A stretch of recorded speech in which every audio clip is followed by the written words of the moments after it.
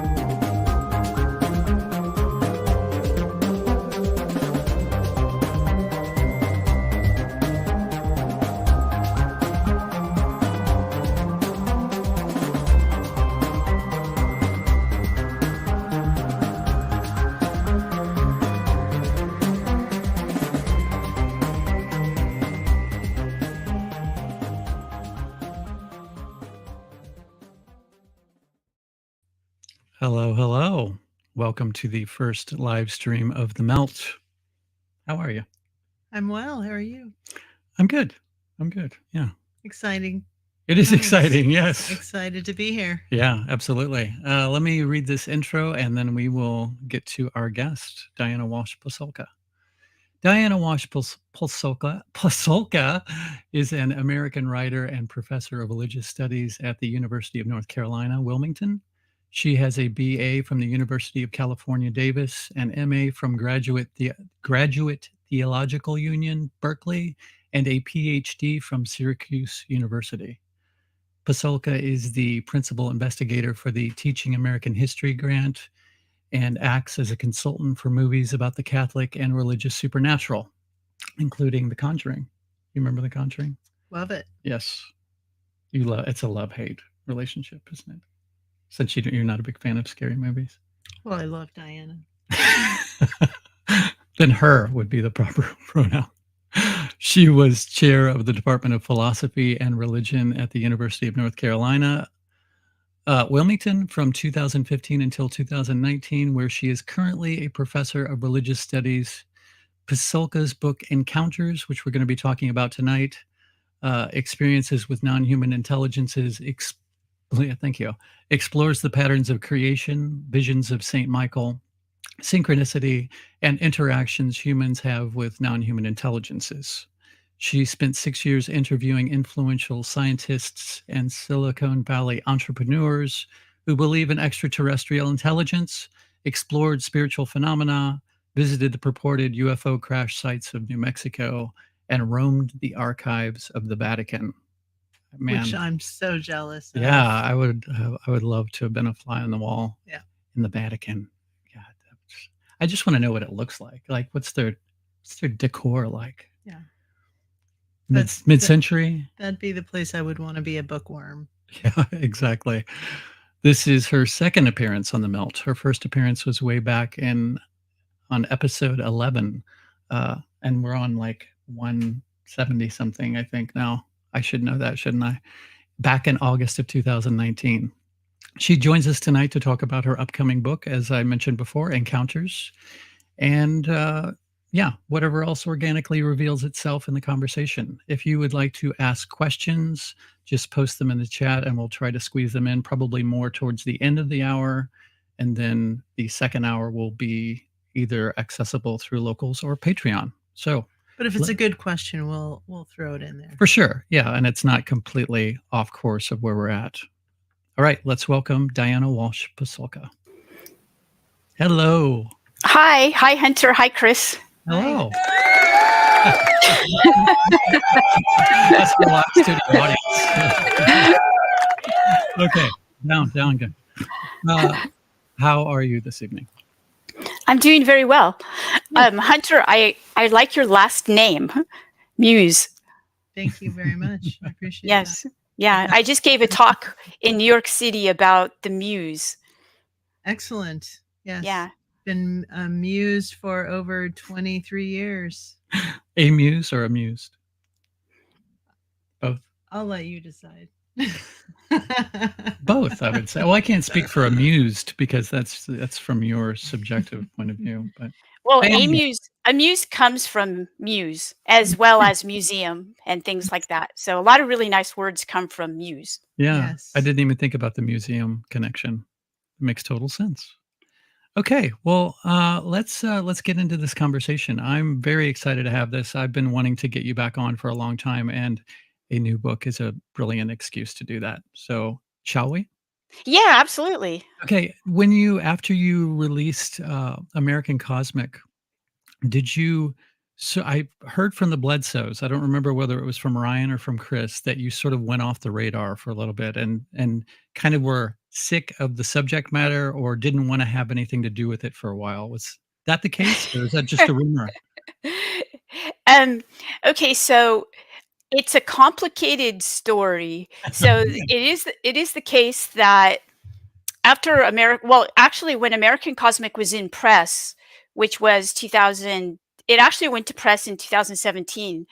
But um, I was at the Vatican doing this research, as you know, and I recognized that the last chapter was actually there, but I had already turned my book in to the press, Mhm. and so I decided to write to my editor and say, okay, the book isn't finished. Like, I'm living the last chapter of the book right now." Uh-huh. And so I happened to be at the observatory at that time. So I took a photo of Brother Guy Consolmagno. Um, it's him looking up the stars with his giant telescope, and I knew she would appreciate that. So I sent that to her, and I said, "Give me an extension," and she did. So so I went back to the States, and the New York Times, Leslie Kean, Helene Cooper, and Ralph Blumenthal, they of course co-wrote that really famous now expose of the government programs, Mhm. which I had been studying. So it was so strange. So I was used to being really, quiet about my what I was doing, and using pseudonyms for a lot of people. Yeah. And then all of a sudden what happened was a lot of focus. There was a lot of focus on my book, Mhm. and there were people who were reading my book who weren't like they weren't in media. They Yeah. didn't have advanced reader copies, and I don't know how they got the book. So yeah, so it got really complex and complicated, and there was a lot of behind the scenes happening with the UFO topic that I was frankly, I wouldn't say I was sick of it. I was just really uncomfortable with it. I'm a civilian. Mhm. I don't have a clearance, Yeah, yeah. and so these kinds of strange back room types of things, I wasn't used to that. I was just a normal person. Yeah. So it took me by surprise. Social media became really a weird place for me, and there were Gary Nolan and I. He's James in American Cosmic, but Mhm. back then he was still James. He wasn't out as himself. He and I both received a lot of emails that were doxing and harassing at our university accounts. So I just decided to stop talking about it for a bit, Mhm. Gotcha. and and kind of reconsidered where things were going to go. So it wasn't really sick of it. It's just that I think any normal person would take a break. Oh, yeah, for sure. Yeah, that's gotta be a lot of pressure.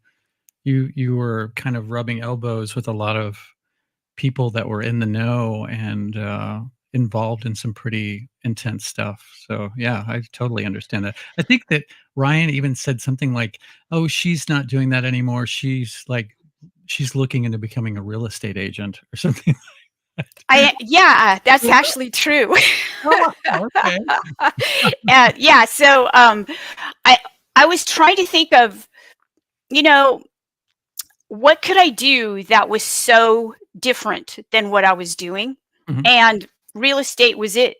And so I went into real estate. I have a friend who does it, and I thought, he and I could do it together. And it turns out that it's really interesting. But the things I found interesting about real estate were like historical things, of course. Sure, of And course. so I don't, it wasn't something that would lure me away from what I'm doing, and I've always wanted to do what I'm doing. But I did get a license, and it does come in handy because I do have a lot of family in California, and they're moving. So There you go. I, so yeah, so I did get a real estate license. Fantastic. So, okay. It now totally unused, but yes, indeed, that Ryan is right. Ryan is right. I didn't mean to So- out you. We have a couple of questions that are coming online right now. One is from Oswald, and he's asking, is Diana's Invisible College the same as or affiliated to the one in England? Yes. So, okay, Oswald, that's a really great question. So I believe that you're talking about the Invisible College that the early modern people who are interested in science, the early modern scientists in the 15 and 1600s, they were quasi-Rosicrucians, and they were doing science at a time when science could get you killed, basically, because it was going against the theology of the time. Mhm. And look what happened to Galileo, right? Yeah. So yeah, so the Invisible College was something that they called themselves then, and then Allen Hynek decided to repurpose the term in I believe it was like 1960s and 70s. And he then called his group of people, including Jacques Vallée, Hal Puthoff, Kit Green, himself, he called them the Invisible College. So they were the Invisible College from the 70s on up to today. They're still around. And they're not invisible anymore, obviously. Yeah. But the reason why they chose that term, the Invisible College, was because they were doing similar work. They were doing work that if they had been out with it in the 60s and 70s and 80s and even 90s, they would have been completely stigmatized. So, they're legitimate scientists, credible, doing this work. So that's where the term the Invisible College came from. Gotcha. Well, as we're here to, not solely discuss encounters, but I would like to get into that a bit. What would you say the through line would be between American Cosmic and encounters? Okay, that's a great question. So American Cosmic was really, it's a lot of different things, but one thing it is it's an introduction to a community of people who study UFOs, UAPs, from a person who has credentials and research skills, but didn't believe and didn't know. So, it was by accident that I actually got into studying UFOs. And it was shocking to me what I found. And so through American Cosmic, what I tried to do is I tried to explain a lot of things, one of which was, that people who were super credible and affiliated with government agencies were actually studying UFOs and UAPs, and that there were programs. So today, in the congressional hearings, you hear about the legacy programs, and you hear about these terms. Well, those terms are terms that that's what American Cosmic was about, but I didn't use that terminology. In fact, I was going to use the terminology UAP, but I was advised not to at that time. So so I didn't. And so that's what American Cosmic, it was like this more, I honestly thought it was going to be easy, that study, but it was really complicated. And so it ends up at the Vatican. It starts off in New Mexico at a crash site, ends up at the Vatican with the rocket scientist guy who takes us to the crash site. And so I write the book, I send it off. And then I take a little break because, I'm still kind of traumatized by this, by this situation. And a lot of stuff starts to happen. Government, supposed transparency. Okay. And there were a lot of things that I thought could have been covered in American Cosmic, but I didn't cover because I just didn't have the time or the space. And so I covered that in Encounters. So Encounters is part 2, you could say, of American Cosmic. And this is what it is. So Encounters is basically taking a deep dive into the experiences of these scientists and the people who study UFOs and UAPs, and people who encounter them. So there's some aeronautics people, Mhm. pilots, people who are into AI, because I met a lot of people who are into AI after American Cosmic was published, Mhm. and basic experiencers, people that are, kind of on the street, people who are ordinary experiencers. And what I did was I took, we do have data, right? So a lot of people I've heard recently say, oh, well, we just have these stories by people. Well, actually, no, we don't. We have stories by people who actually see things that we can identify on radar. So not only do we have objective knowledge and data points, but we also have their subjective experiences as well. So what I do in encounters is I put these both together. Mm. So back in the 1960s, I do cover some um, accounts flaps in the 1960s, and we had radar, right? But today we have amazing equipment, detection equipment, that not just identifies radar, but actually like looks at the things, looks at their heat signatures, how fast they're going, what they look like. We have video. So we have some pretty sophisticated data right now. So I'm doing both. So I'm looking at where we have some data, some sightings, and then what I'm doing is I'm interviewing the people who had those sightings. Fantastic. So we've got another question from Oswald. He wants to know, is Diana's work at odds with Vatican II Council? Not to my knowledge. I haven't heard it yet. I am in touch with people at the Vatican, and in fact, I was just pinged by them about a month ago, and I had some conversations. I was asked to fly to Rome, and I couldn't. I'm just, I have a lot of stuff going on. I need more than like a couple weeks notice to do something like that.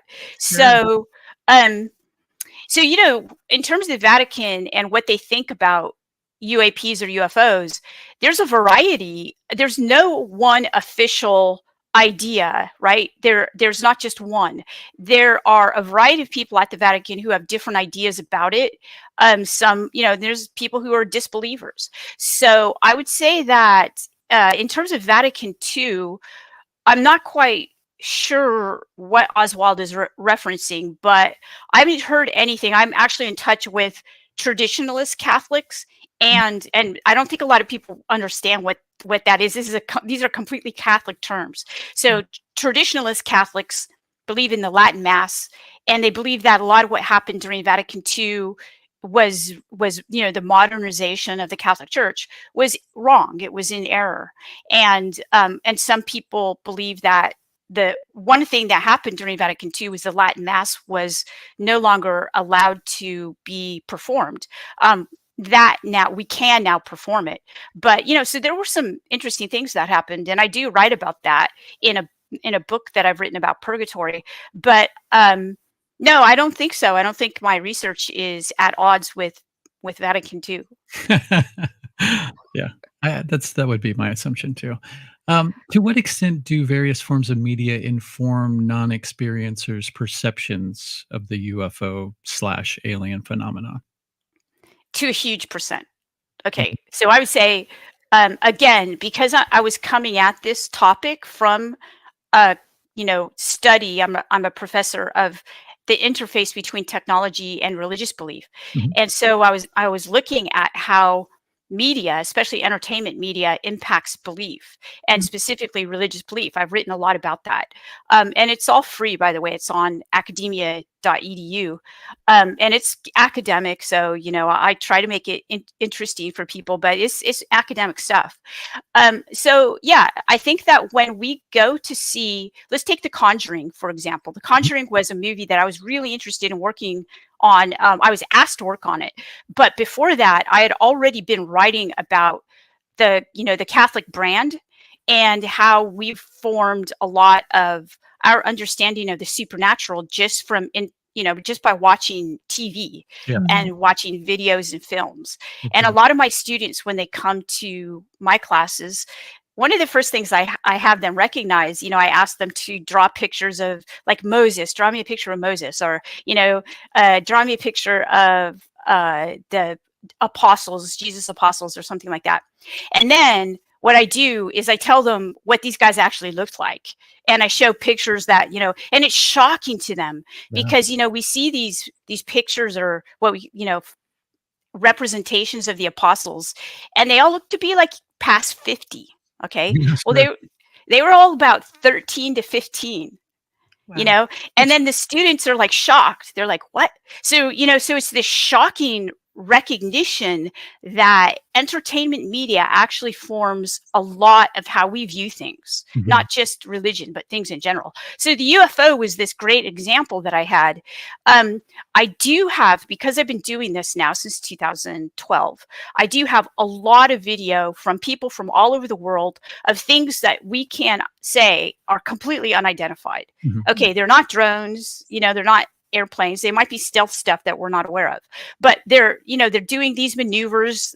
They're discs. They're doing maneuvers that seem impossible in terms of our physics. Okay, so but guess what? They don't look like these flying saucers that would land and then the little green men would come out of them. They don't look like that. Mhm. And so I've taken those, and I have a lot of friends who do this research, and they're well-known people, like people you would know if I said, oh, it was such and such that said this, and you'd go, oh wow. And I showed them, and I said, okay, here's a video, all right, and what do you think of this? And they say, oh no, that's not a UFO. And I was like, but it is a UFO. We don't know what it is. So, we have, unless it conforms to what we assume, we've been trained by media to think are UFOs, we discount it. And I'm not the only one who's brought up this, by the way. I thought about it, but then I reread some of Jacques Vallée's work.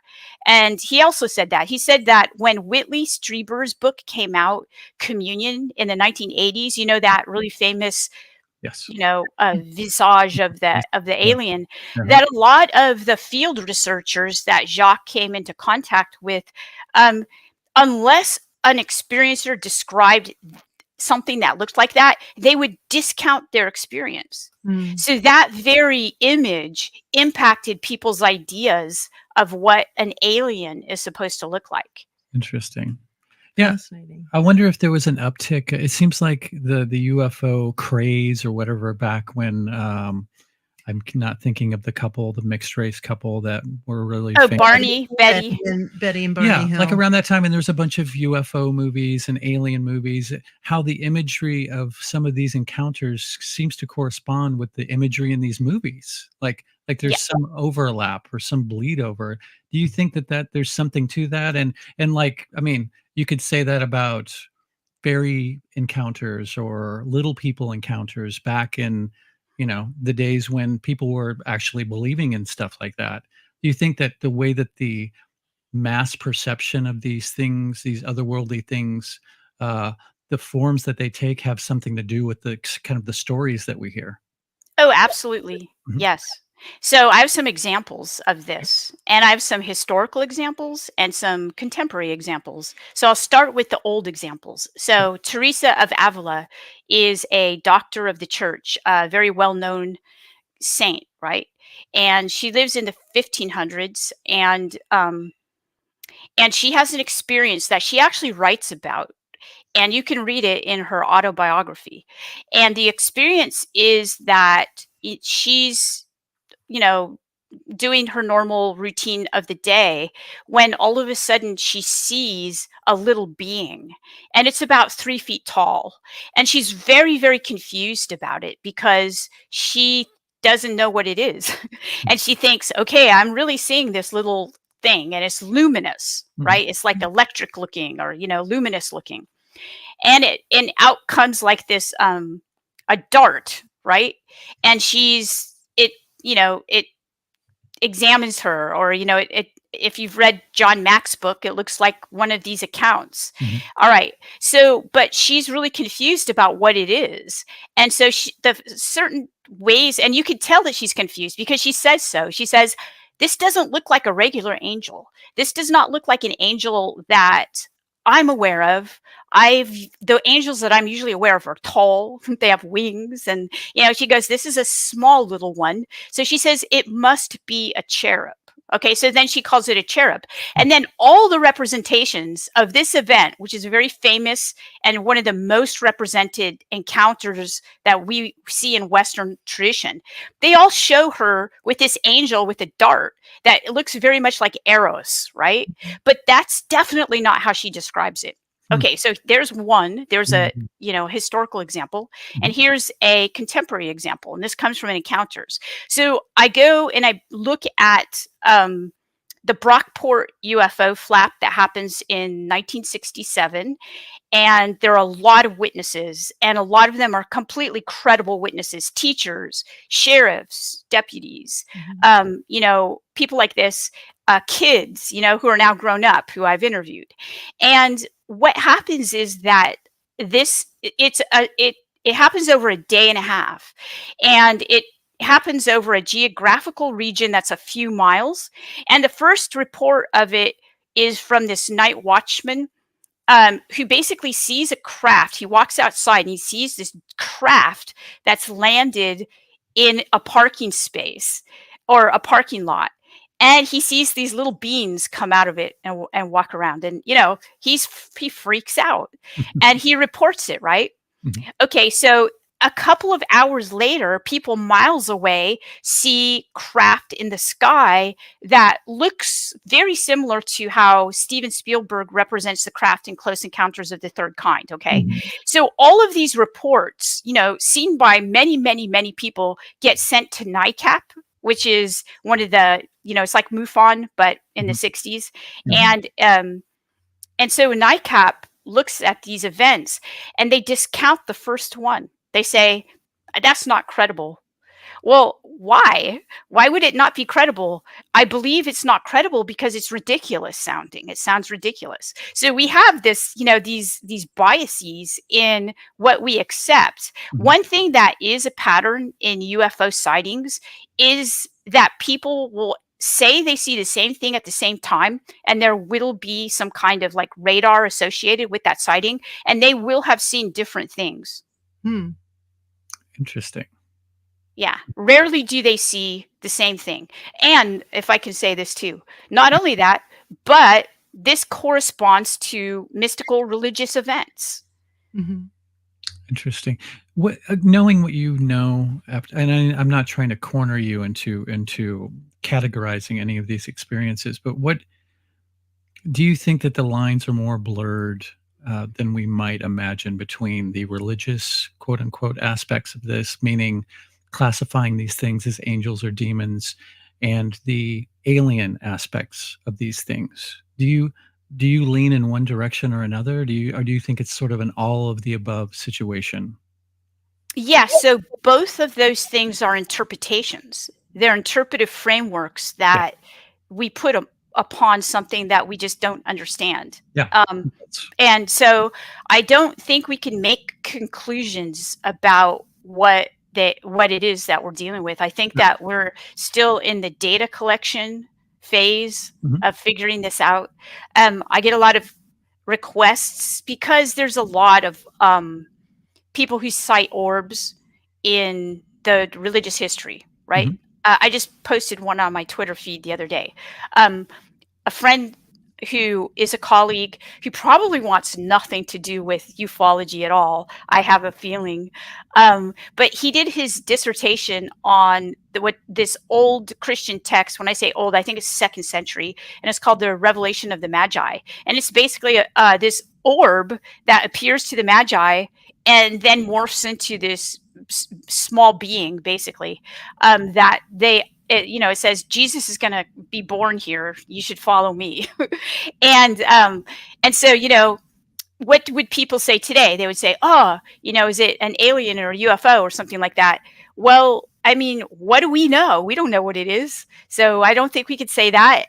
They said what they said back in that time period and described it. I think a lot of times when people describe these things as religious things, they're describing them as religious things because they're having religious experiences. They're having experiences that basically make them question their own, belief in, what's real, what's not real, what can possibly happen to a person. Is this an evil thing? Is this a good thing? Oh my goodness, I better pray to God, if I Mhm. believe in God, because this is a Sure. very traumatizing experience. So I think that that's a lot of what we call the religious framework. Mhm. But at this point, I think that um, I think that we're still collecting data as Sure. to, and by the way, the data looks similar. So if you look at, I spend a lot of time looking at apparitions of the Virgin Mary, Mhm. okay, and cases of that, and the data that you find in these looks almost exactly like the data that you would find with a UFO flap. Hmm. Interesting. There was a point in the book where you are visiting Jacques Vallée in his apartment, and he has, from what you said, tons and tons books and bookshelves and after bookshelf of books, and he was sort of nudging you in the direction of the section where he kept books on angels and fallen angels and Satan. And did you ever get a sense of why he seemed to be sort of gently pushing you in that direction to kind of look into? Was he, I mean, was he insinuating something or? Oh, I think Jacques Vallée, if you've read his excellent book called Passport to Magonia, Mhm. you see that he's doing exactly the type of scholarship that should be done in identifying these patterns through history. Mhm. So, what he's looking at, he's in his hobby, it's his hobby still. He's a ufologist, right? He's always looking at UFO events. Mhm. Well, he's also looking at UFO, what we would call UFO events historically. Like, if the data is so rich in the historical record, it makes a lot of sense to look at those occurrences. Sure. Yeah. Before I even thought to study UFOs, by the way, I was writing about events that had to do with angels, like angel events. Mhm. And I published those. And every once in a while, somebody from an aerospace corporation would reach out to me. And I always thought that was strange. I was like, okay, why is so and so from this aerospace corporation? Like, what are they interested in this angel event for? And so I guess that's what they were interested in. They're interested in things that don't appear to be human, that are traveling through our atmosphere, and we happen to see them. So it kind of makes sense. Yeah, yeah. So Jacques, focus on, what is it going to be? The history of UFOs from 1200? It's not going to be that. You're right. So he's doing he's a scholar. He's a scholar. He's Mhm. looking at old events, what I call contact events. He's looking at old contact events. Yeah, I kind of lean toward Stephen Hawking's perception when he's talking about the possibility that some energy would be nebulous, and it could be more like a gas than this kind of biped that we always see. Humanoid. Do you think that it's possible that we could be surrounded by aliens and we don't realize it because we're looking for a biped, but it is actually something that's more nebulous than that? Yes, absolutely. In fact, Hal Puthoff has written a great article called, and you probably have read it, the ultra terrestrial hypothesis article, which is, you could Google it and find it, and or DuckDuckGo it. And Eric Davis also has proposed some interesting theories, basically about the type of, what it is we're looking at. So I agree with you. I think it's really interesting. Lately I've been re-looking at the work of Stephen Dick, who happens to be a NASA historian, and he's been the historian for NASA for about 50 years. And he's really interesting. So I've reread a lot of his old work, but he's taking some of the work that he did about 20 years ago and he's redoing it. And he was one of the people who proposed that if we do actually meet the aliens and we're able to communicate with them, we're going to be meeting their AI, or they're going to be AI. And so there's, he proposes this, it incommensurability aspect to a meeting between us and them, because they are truly alien, just like Mhm. you're suggesting. And so, and he also says that if they've survived the point where we're at, where, we could either,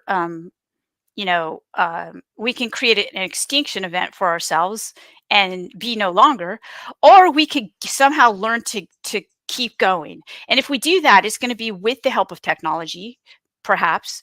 And so he suggested that civilizations that go past that point of extinction then become um, merged with technology or technological, and thus it makes sense that they're going to be so incredibly alien to us that we wouldn't be able to communicate with them. Um, but of course, he's doing this purely as a scientist who's looking at what are the fields of exobiology and astrobiology, Mhm. and a lot of ufologists are either kind of like propulsion nuts and bolts type of people, or Yes. they're focusing on experiencers like John Mack. Mhm. So he's not looking at those, because you have to understand that ufology has different departments, right? There are different types of ufologists. So, we have to kind of wade in the different ways of doing ufology. So yeah, I would consider the idea of plasma beings and things like that to be something that Eric Davis and Hal Puthoff have. If your viewers would like to follow up on that, yeah, I believe that too. Yeah, I think it's an all of the above situation. I think what Hunter said is could be the case. Actual humanoids, who knows how many are inhabiting different dimensions that are kind of overlap with the dimension that we're on right now. Um, I think, I mean, it's uh, it really does depend on the template that you lay over it. I think. And it's interesting the work that you did, that you started in American Cosmic, where you were bringing in religion. And then I think the thing that got you to start to write that book is seeing the overlaps, or maybe a friend pointed it out to you, of these crafts that were spoken about in the Bible, or things that were chariots were flying around in the sky or something. And your friend pointed out that that sounds a lot like a UFO experience. Yes, yes, that's what did it. Yes, Yeah, so yeah. I did a book about purgatory, the Catholic doctrine of purgatory, and I'd come across so many reports in archives of people seeing, aerial phenomena, Mhm. that I actually didn't know what to think of it. So I just kept it aside, a log of it. And I kept going. It takes a couple years to write a book, for me at least. And I'm going through, these reports, and I'm writing them down, from 1200 to 1300 to 1400 on up to like 1800. And I had all of these reports, and I wasn't sure what to do with them. I wasn't going to write about them, to tell you the truth. I was going to go on to write about something else. Mhm. But I did. I showed it to a friend of mine, and he said, you have all these reports of UFOs. They look like Steven Spielberg, movie things. Mhm. And I thought he was crazy. And but then there was a UFO conference, and I went to it, and I heard people talking, and they sounded exactly like European Catholics from the 1500s. Mm. They even had the same experience of being surprised, like, wow, what's this that I'm seeing, Mhm. And then they try to, fit it into whatever categories they inherited. Is an X-Files thing, and so yeah, so that's how it was, purely by accident. And I honestly thought it would be an easy book to write. I was thinking, this book will take 2 years, no problem, right? And that's when the intelligence community people showed up, and the Space Force people showed up, and that's when I recognized that, whoa, this is definitely different than Catholic history scholarship. Interesting. Have you ever heard of the Italian? I guess he would be a biblical scholar, but he's also translating the Bible from ancient Hebrew. Mauro Biglino or something like that. I don't know how to pronounce his last name, but he's put out a few books I'm completely drawing a blank on the titles, but I can put them in the links to this episode. And he's translating the Bible, and he's reporting things like there's no mention of God. Uh, the angels are described as something that are almost mechanical, almost like robots. Uh, and he's talking about all this strange genetic experimentation and stuff. I mean, just things that sound outrageous and sound like, stuff that you hear in the conspiracy world. But it's like supposedly what this guy is finding in the Bible. Like there's like the Adam and Eve were the result of a genetic experiment in this sort of enclosed uh Garden of Eden, quote unquote. Just wild, wild stuff. I just wondered if you had heard of him because it sounds like it would be something that would be right down your alley.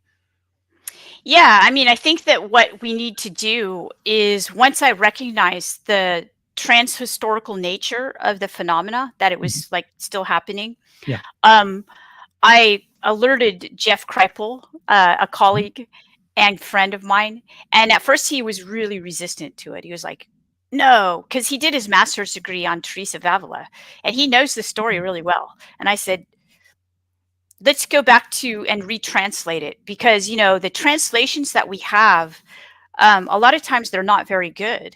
So I always recommend going back and translating it as literally as possible, Mhm. and then taking different, because sometimes we have the same documents but different versions of it, Sure. Mhm. translating each one literally and taking some of the key words, like, what did we call these thrones? Like, why are they called thrones? Do people sit on these things? So I mean, really, it's true. When you do go back and you translate this stuff from the original Hebrew or the original Greek, Mhm. yeah, it's not the same book. In fact, some people change from men to women. Mhm. Yeah, sure, So sure. there's a lot of, there's the case of Junia, who was called an apostle in the New Testament. You see references to her, but there are references to her as a him. But if you go back to the Greek, it's actually the Greek makes she's a her. She's a woman who got translated into a man, written out of history, right? But we put her back in, by the way. But the seriously, the best, the Bibles are being translated all the time. Mhm. Sometimes I get students who come to my classes and they say to me, like I had the student last year, and she said, "Why do you keep studying this stuff? Because it never changes." And I said, I said, it changes all the time. We find new things. We find archaeological things that we never found. We're still looking for maybe a gospel that Jesus wrote. Mhm. There's another gospel that we know is out there and we're waiting to find it. And we still, we're even using computers and AI to retranslate things and identify who people are. Yeah. And, are they the correct sex? And so we literally are, I mean, who knew that the apostles were, between the ages of 13 and 15? Yeah.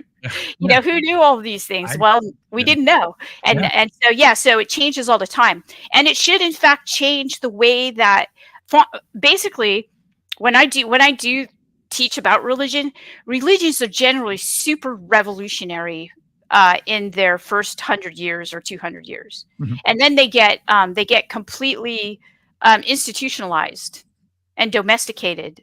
Yeah. Yeah, that totally makes sense. And context is so important. Like taking something that was written so long ago and trying to even make it sound like something comprehensible to somebody who just doesn't really think about stuff much in this day and age. I mean, it's so much seems to get lost in translation and it's so subjective, it just depends on the translator too. There's so many variables. It's like when people get so literal about biblical scripture, I can't help but roll my eyes a little bit because, there's a lot of room for different interpretation there. Yes, I agree. I agree. So what's the difference between in the research that you found, the difference between the oral history of UFOs and the written history of UFOs? Something that I didn't even have never even considered before. Yes. So, okay. So for the history of UFOs in the United States, Mhm. especially since the 1940s, there was, there's been different eras of management, information and management, basically about the UFOs. And now it's really easy for us to go back and to identify a lot of the mismanagement that happened, say, for Roswell, or, for some of the major, like the swamp gas episode, of Mhm. Alan Hynek. And it's easy to see that because they were just making it up as they were going along. They were like, okay, how do we deal with this situation? Let's do this. And now that we're a lot more sophisticated about how this type of mismanagement, or not mismanagement, but information management, perception management gets done, we're able to say, oh, that was really obvious.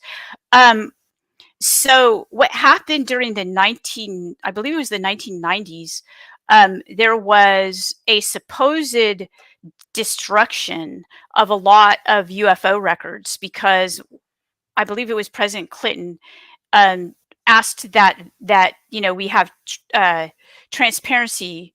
The American people need to know, kind of thing. Mhm. So then there was some um, some fancy footwork that happened. And that's when you get the shift from the Invisible College to what I call the Fight Club. Mm. And the Fight Club generation starts in the 1990s. Mhm. Okay. And this is when Tyler gets re recruited back into the space program. So he leaves the space program. He's horrified by what happened to the Challenger. And, he just doesn't think it's a good thing. And then so he gets re-recruited, and this starts a new tradition of carrying classified information. And this is going to be an oral tradition. Mhm. And so my research I did a lot of research into this purgatory, right? This doctrine of purgatory. A lot of it, by the way, the whole idea of purgatory occurs in Ireland.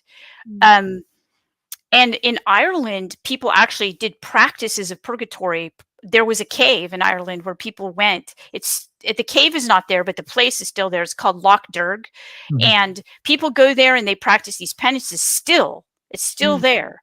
And so, this was going on from like 1200, around that time period, before the Catholic Church actually said there was this thing called purgatory.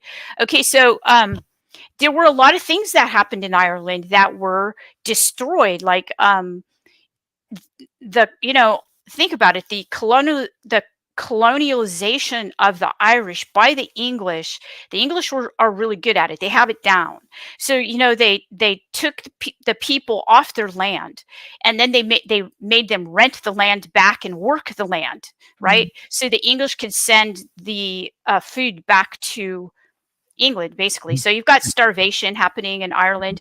You also have them making the language, learning the Irish language, completely um, illegal, right? And you could die if you're teaching your kids Irish. And the Catholic mass, had to be said secretly, and so they were taking their culture, basically, and they made them dress differently. They changed their names. Mhm. My father's lineage is Irish, and my name Walsh was a given name. It wasn't a name of an Indigenous Irish. I have an Indigenous Irish name, but it's not Walsh. Okay, so all of these things happened. They made people dress differently. The men had certain ways of wearing their beards and stuff, and they made them take them off. They made them cut their hair. Okay, so they basically eradicated this culture. But you know what? That culture survived. And do you know how it survived? By songs, Mhm. by poetry, Yeah. by oral tradition. So before I even knew about UFOs, I was reconstructing a lot of the history of purgatory, basically through these limericks, through these songs, Irish songs, and that type of thing. Mhm. Because you cannot erase a people's culture by all of these really nasty things that are obviously done. The Mhm. people will still keep their culture, even in the clothes that they wear. Certain kinds of things that they wear, practices that they have. This is an oral tradition. So what I did was I brought that method, which is a method that people have used in reconstructing eradicated cultures, like cultures that suffered either genocide or attempted genocides and things like that. I mean, let's face it, during the hunger, the Irish quote unquote famine, Mhm. a good portion of Ireland died. I think there were like 3 million people, and I think that left there were 1 million or something like that. And I could have those statistics wrong, but not by much. And a Mhm. lot of them came here to the United States. So take that method, which is an academic method, and apply it to ufology, and what you get is the ability to understand how the oral tradition survived the classified, processes. Mhm.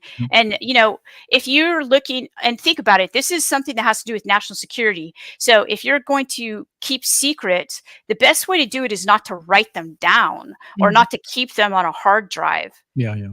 It's to keep them in a human Mhm. being. Yeah, exactly. Go ahead.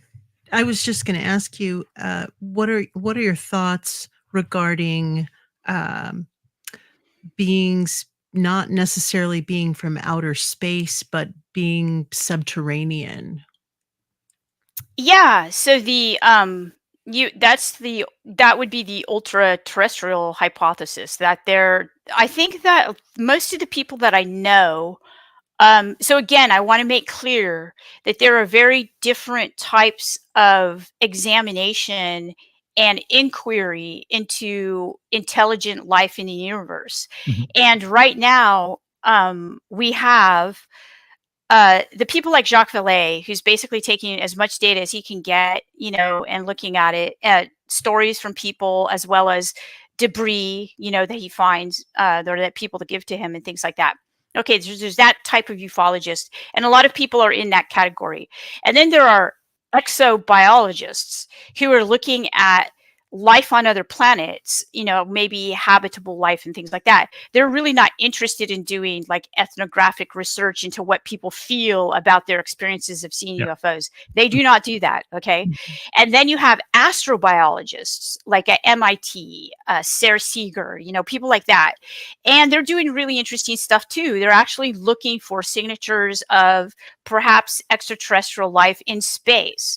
So, so now we have so many different ways of looking for intelligent life or just life in general that's out there, that this idea of the ultra terrestrial or subterranean, um, something that perhaps lives in the oceans, and is yeah. So actually, Jeffrey Kripal actually has written a paper about this called "The New Biological Gods," and it's about this topic. I wouldn't say it's my level of expertise, so I can't speak with expertise about it. Only point you in the direction of the people who have suggested it, and maybe you know something about it.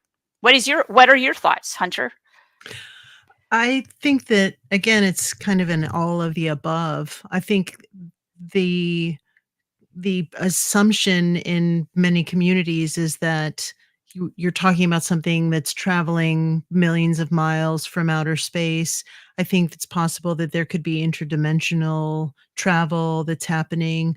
But I also think that it could be something that is more earthbound, and that these cave systems that I guess maybe one of the reasons that I'm leaning toward that theory is why is the government drilling into why do they have uh you know tunnels and capacity to go into these caves and these systems that are underground, and it just seems like that would be a great place for to be whole cities that are Dumbs.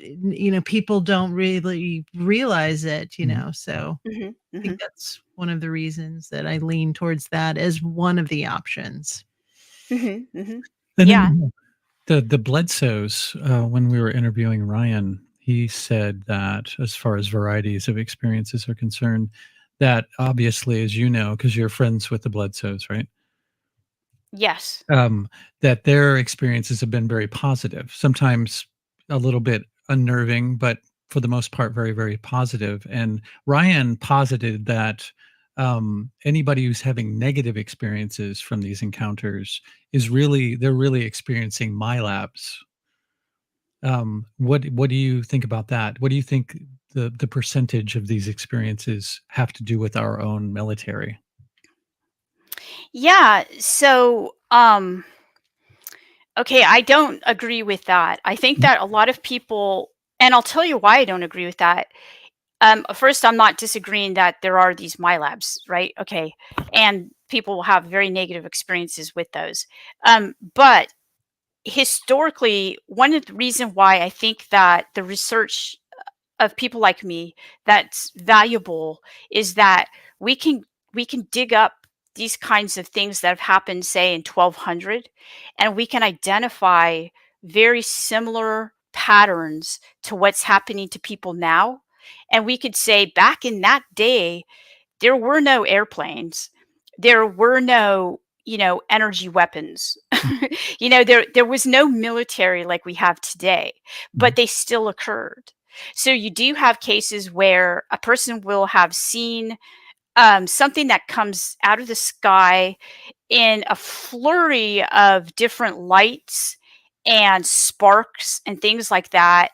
Will have some type of telepathic communication with a person, a European Catholic person, say in Italy, and then beams will come and basically hurt those people, like burn them, Mhm. and then a year later or so, that person will have died from those burns. Okay, so that's something that's true. That's something that actually happened, right?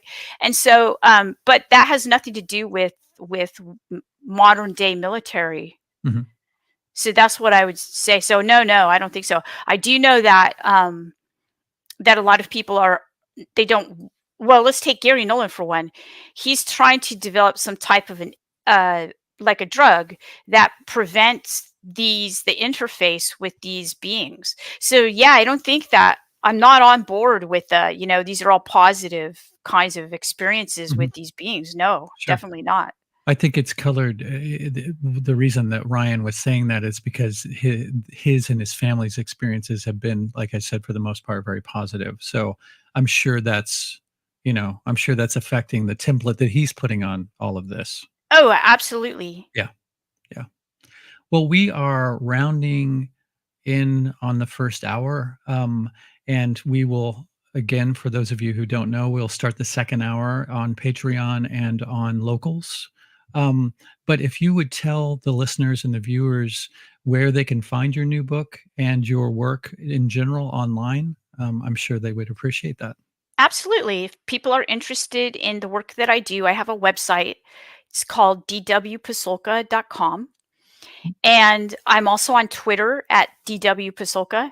And I have an Instagram account that I just opened actually, where I'm basically going through a lot of what I studied at the Vatican and posting that. It's just a better venue than Twitter for that information. Sure, sure. And so I only have those three. There Okay. have been imposter accounts of mine, by the way. So Really? yeah, americancosmic.com is not my account. And if you go there, they will ask you if you want to buy Bitcoin. And I promise I'm not going to sell anybody Bitcoin. So there's that. It's like the Amway of the current age, Bitcoin. I just can't get on board with Bitcoin. No, thank you. Yeah. And I mean, even if I did believe in it, I wouldn't be promoting it to Yeah, people. exactly. Interesting, because I have been to that website, but I didn't get offered Bitcoin, and there wasn't anything suspicious that led me to think that it wasn't you. So thank I you. know it looks pretty good, doesn't Yeah, it? And then you put your name in there and then you get this Bitcoin advertisement. yeah. I thought that it was odd that you would have named it off of a book as opposed to something that was more all-encompassing, like your name, for instance. Yeah, I Yeah, agree, I yeah. agree. Well, thank you so much for taking the time to chat with us, and I look forward to the second hour here. We'll take a 10-minute break, and then we can sign on to the next link, okay? Thank you so much, Yeah. and, thanks to your audience too. Yes, yeah, thank you all for attending, and, we'll see you in a little bit, okay?